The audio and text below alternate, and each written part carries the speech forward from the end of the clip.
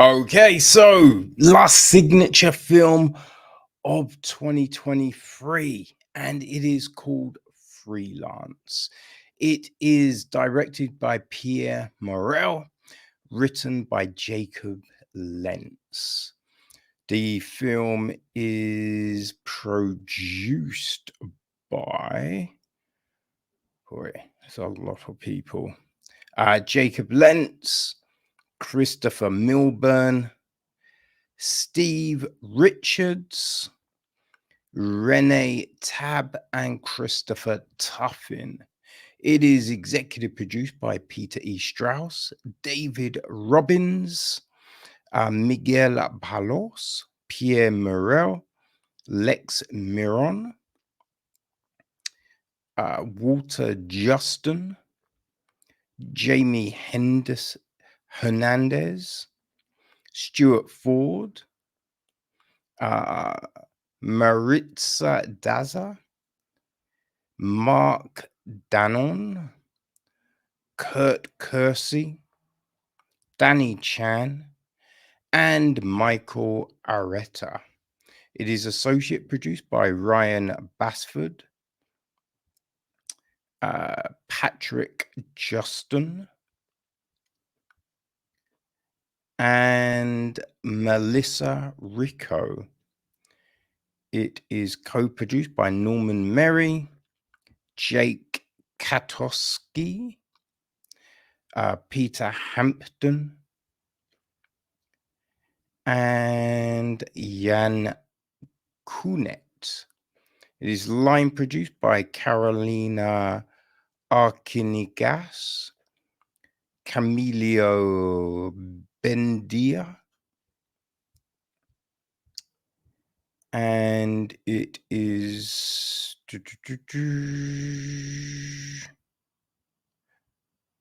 co-executive produced by Michael Ewing. Okay, so Elliot Long and Jeff Zanelli handle the music. Cinematography is Thierry Arbogast. Chris Tonick edits the piece, while Elaine Granger was on casting duties. Eugenio Garcia is production design.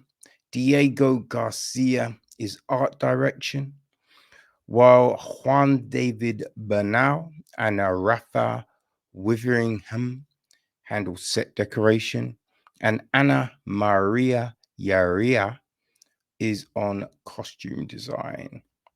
So our cast: Mason Pettits is played by John Cena.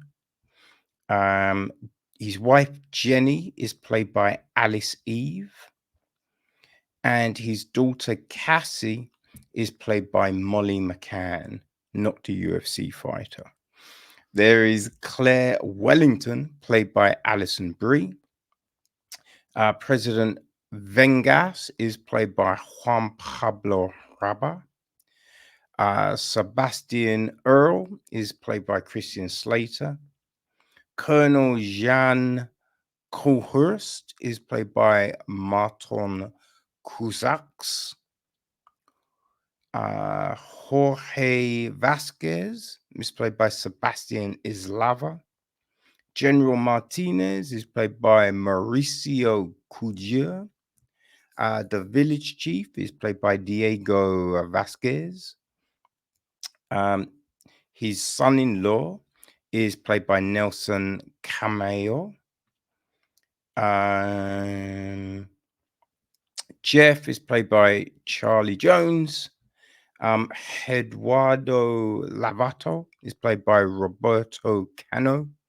Scott is played by Felipe Andres Echevarria. Gigi Love is played by Yusuf Tangarif.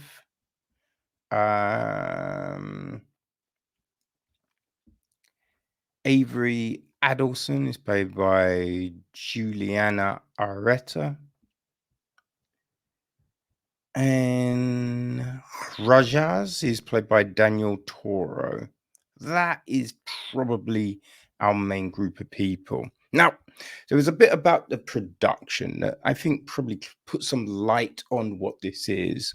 So, John Cena was already a bona fide superstar in the world of professional sports entertainment when he portrayed the title character in his hard hitting debut feature, The Marine, in 2006. Since then, he starred in a remarkable range of hit films, outrageous comedies like Blockers, Trainwreck, and Sisters, to spectacular action movies, including Fast X, The Suicide Squad, and Transformers Bumblebee. And recently, he earned rave reviews for his comedic performance in HBO Max series Peacemaker.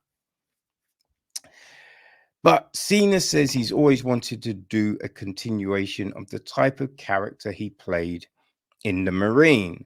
That was my first lead role, and I've often thought to myself, if I could play that kind of character again, how would I do it today? What things would I change? He says. And then I read the script for Freelance, written by award winning comedy scribe Jacob Lentz, who's penned hundreds of Nightly monologue, monologue, monologue, nightly monologues for Jimmy Kimmel Live. Boy, the action comedy Freelance stars Cena and Mason Pettits, a former elite soldier in the special forces who quit the military after a botched mission. Mason Pettits was everything I wanted in a character, says Cena, and I connected with his story as soon as I read the script. Although the Marine and Freelance aren't related at all, Freelance almost felt like an extension of the journey I began in my first movie 17 years ago. It's almost a do-over. When audience initially meet Mason, he's a man with a broken spirit. In the past, he had devoted his life to something he truly loved, but then it was taken away from him. And during Freelance, he goes on a journey to figure out his life. What he learns is that as long as you're alive, there's still a purpose waiting for you. And that message is one of the things that drew me to the movie. Yes. Actually, I realized I didn't read you the synopsis. Right. It says ex Special Forces operative Mason Pettits is stuck in a dead end desk job when he reluctantly takes on a freelance gig to provide private security for washed up journalist Claire Wellington as she interviews the ruthless but impeccably dressed dictator Juan Venegas. When a military coup breaks out, just as she's about to get the scoop of a lifetime, the unlikely trio must figure out how to survive the jungle and each other in order to make it out alive. Okay. So I think a big selling point is supposedly the fact that the director of the film, Pierre Morel, directed Taken and Peppermint, which I guess it all depends on how much you enjoyed those films, really, right? Now, as I said, Cena says, he was looking at his characters being on a journey, right? Being on a journey, which is like, oh, cool, cool. I don't know if any of that is overly clear. Right now, at the beginning, and I say this for reasons, because at the beginning we see some events and we hear Cena kind of giving a monologue, and he's talking about how he left school, didn't really know what to do, so he studied law. But when he's virtually about to kind of graduate, he got a vision of what his life is potentially going to be, and he wasn't a fan. Didn't want any of that stuff. A dead-end marriage, a job he doesn't really dig, people hanging around who he doesn't really like, just all of these things. So he joins the army, right? Then does well, gets into special forces, and he's found his family, found his calling, until one fateful day, they're going to assassinate someone and get blown up, right? Which part and parcel of the job, especially when you're going to go trying to assassinate someone, because believe it or not everyone wants to be assassinated. Yes. But after that, right? So he gets injured and he goes into all of these things, which at the very start, he says he doesn't want, right? So he does the bar, becomes a lawyer, gets married. Now, well, I will say, in the monologue of when he joined the army and he's all happy, he gets married. But now, supposedly, the marriage is like the marriage he feared he would be in. But it's never explained why. Right? It's not explained why this marriage is terrible.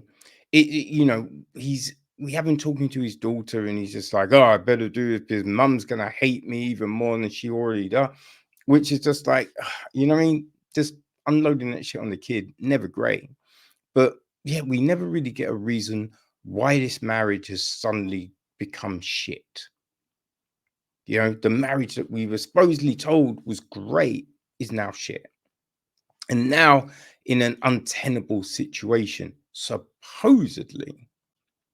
Right now, Claire, again, she supposedly won these awards, but then everything goes wrong for her. And so now she's got this through a friend who we never meet.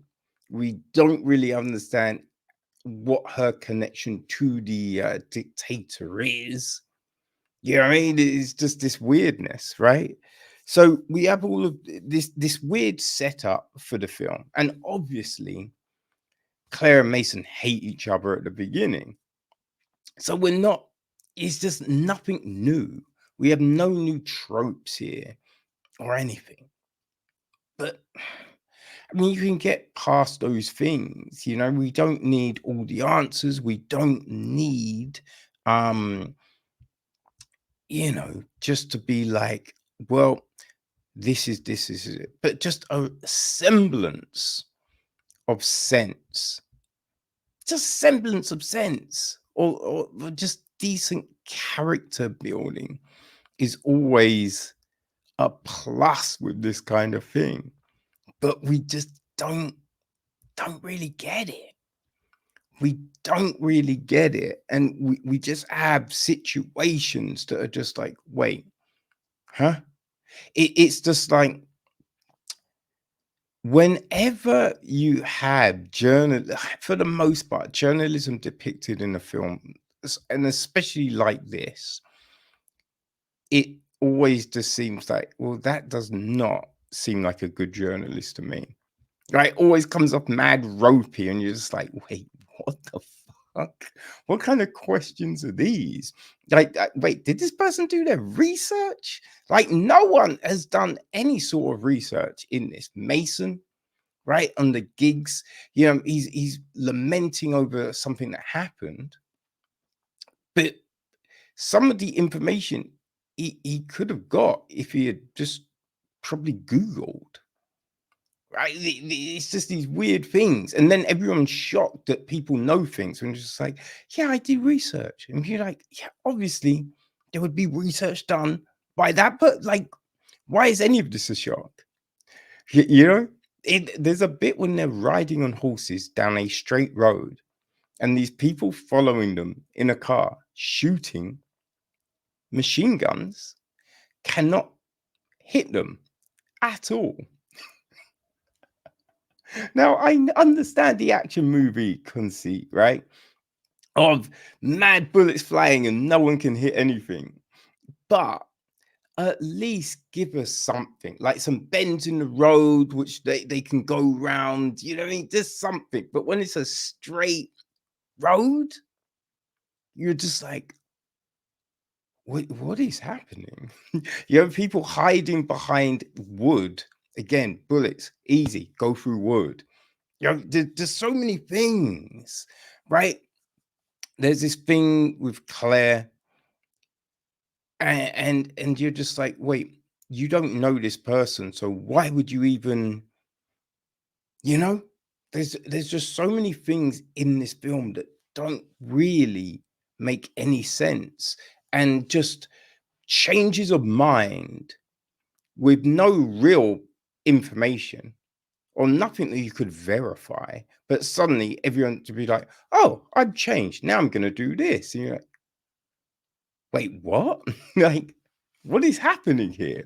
Especially the end, you're just like, well, this is some bizarre shit. There's a bit when Vangus picks up some dirt off the ground and he's just like, this is the resource. I'm holding metals. And just like, well, you wouldn't be, because you would have to mine those metals. You don't just scoop metals up off the, like, what the fuck are you talking about? Right? This is very bizarre. It's a very bizarre film.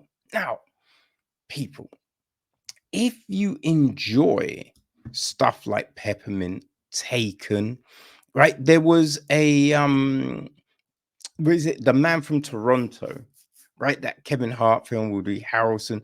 If you like those films, then I think you will like this. I think there was a film with Ricky Gervais. I think it was like Foreign Correspondence, where someone's pretending to be a war correspondent and then suddenly they're there. I forget, that was good. This isn't that, right? But Central Intelligence, Taken, all of them things. If you like those films, then Freelance will play into that, right? Freelance will work for you. I would say, right? I would definitely say that. So yeah, it's kind of like what you were looking for. You know, it's mindless action, you know, so it's not gonna be, it's not gonna set the world alight. Right? There's fight scenes, and there's a bit when they're on the stairs, but it clearly looks like they're photoshopped and they're not, right? There's people getting thrown downstairs fighting, and you're just like, wait, you could both break your necks doing this, so why would you deliberately throw yourself when there was other alternatives? You know what I mean? It's yeah, it's mindless. It's mindless action.